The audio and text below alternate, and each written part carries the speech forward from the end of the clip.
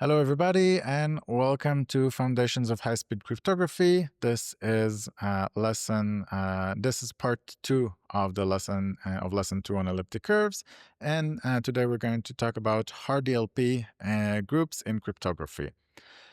So let's talk about the Diffie-Hellman key exchange. The idea is that we have Alice and Bob, and they want to share the secret key so that they can send each other messages. Before Diffie and Hellman, Alice and Bob had to meet in person to exchange the key and make sure nobody intercepts it on the way. The Diffie-Hellman protocol from 1976 gives them a way to send data over a non-secure channel so that even if someone listens in, only Alice and Bob will have the key. And the protocol is based on Alice and Bob having a publicly known DLP group G with a generator small g. And the cryptographic assumption is, in fact, slightly stronger than Hard-DLP. We call it computational Diffie-Hellman, or CDH. And the idea is that assume somebody gives us g to the a, and g to the b, then it is hard to calculate g to the power ab.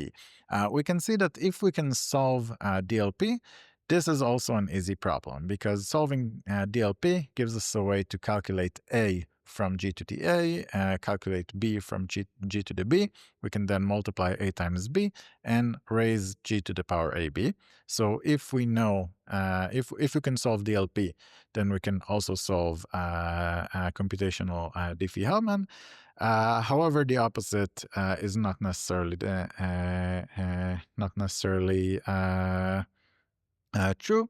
So there are some groups where we can solve CDH without solving DLP.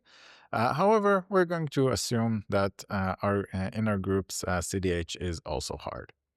So how is this done? First, Alice picks a random number A, which is somewhere between 1 and n being the order of the group G. She then sends Bob x, which is g to the power a. Bob now picks a random number b, also between 1 and n, and sends Alice y, which is g to the power b.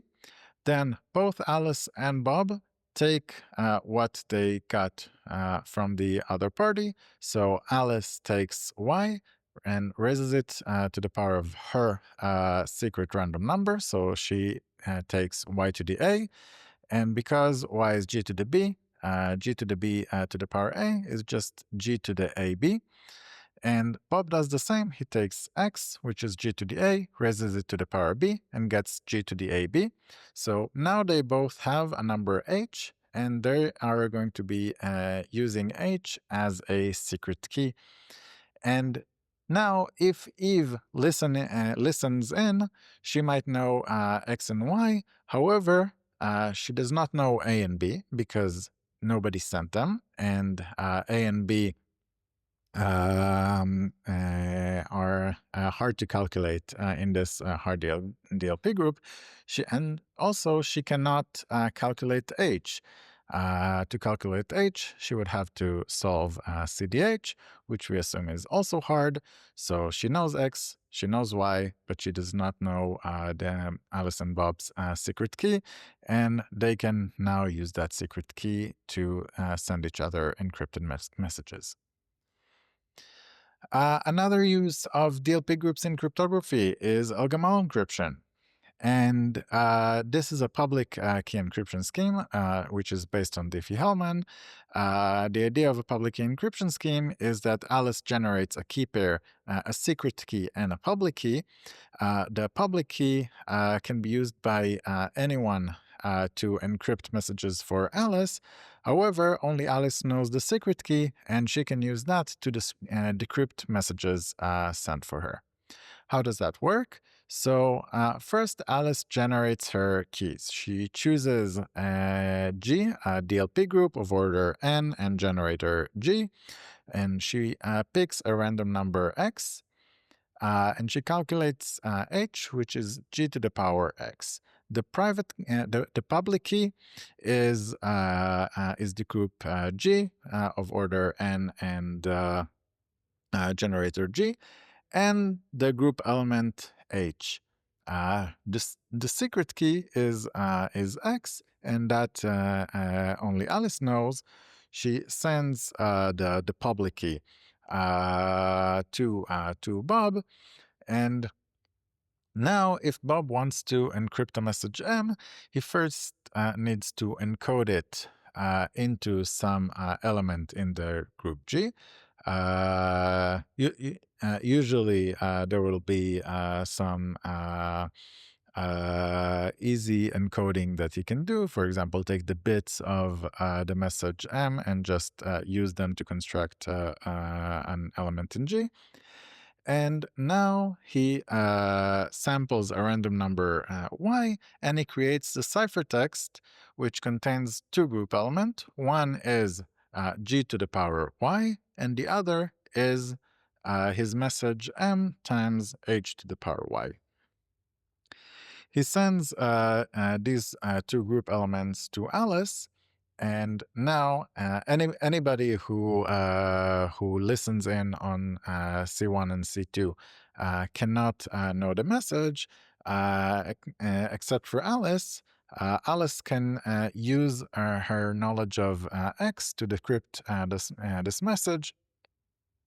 She takes C2 and multiplies it by the inverse of C1 to the power X. So I'm denoting here C1 to the negative X as C1 to the negative 1 raised to the power X.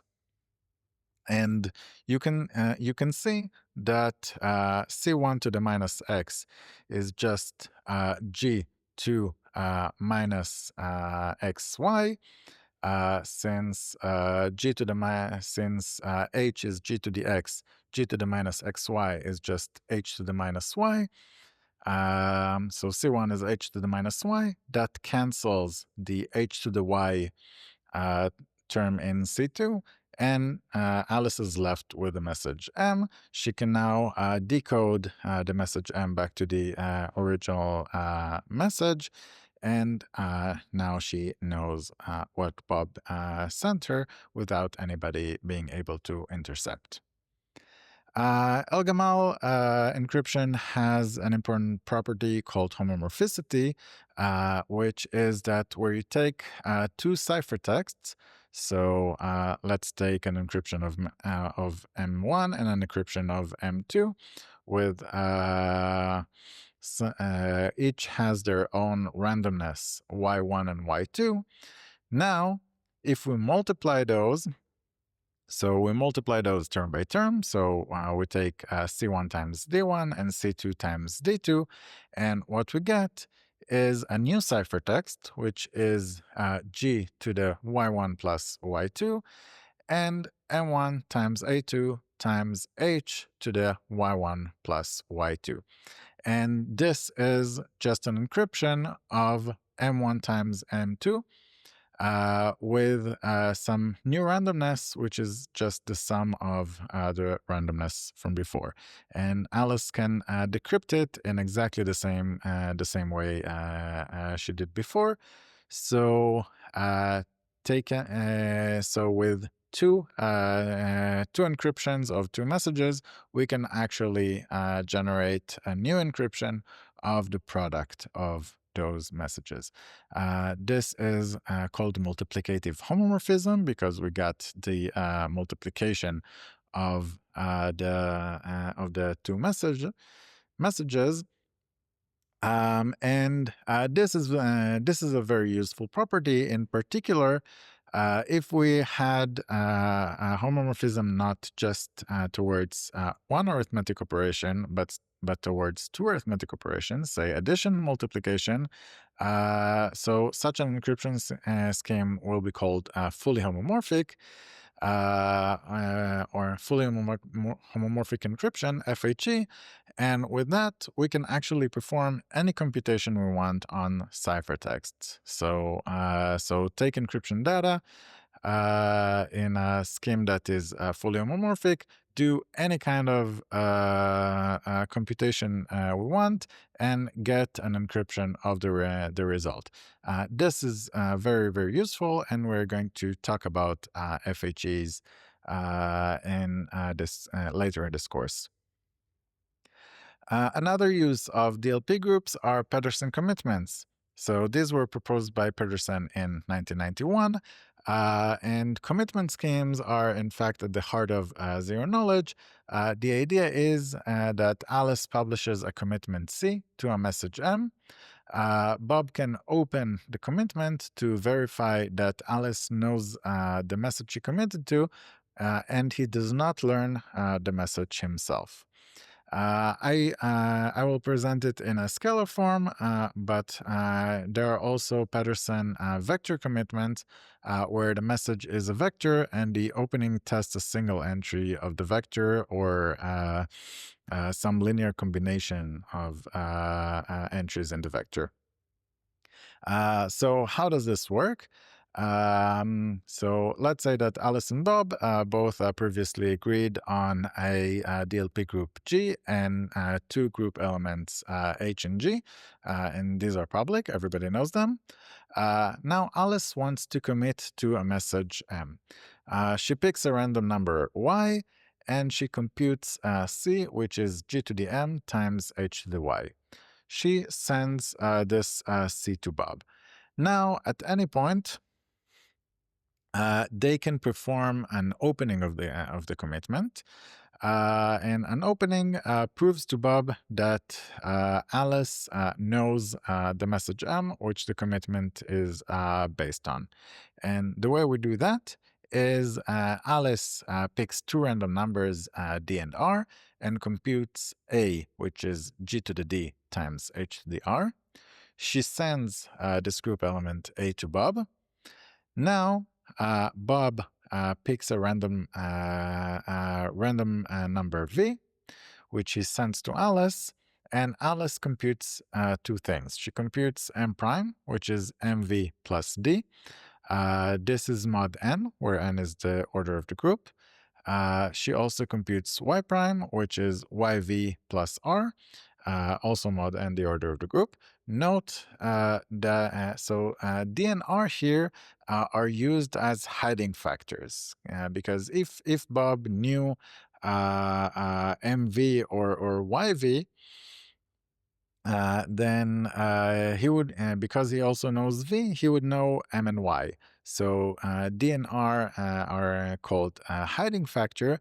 The idea of the V here is to make sure Alice doesn't lie, because when she made a commitment, she did not know what this random number V is going to be.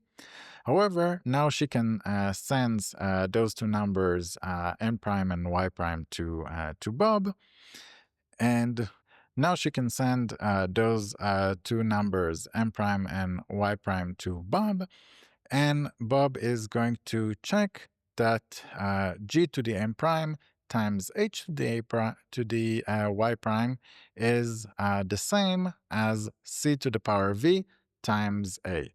Again, since Alice didn't know what V is going to be when she sent M, if she does not have any number M for which C is G to the M times H to the Y, then there is no way for her to find M prime and Y prime to satisfy this equation, except if she knows how to solve DLP in this group. And we assume, again, this group is hard DLP. So if indeed Bob finds that G to the M prime, H to the Y prime is equal C to the V times A, then he knows that the commitment that Alice sent is indeed based on a message that she knows. And this is the idea for the Pedersen commitment, and that is it for today.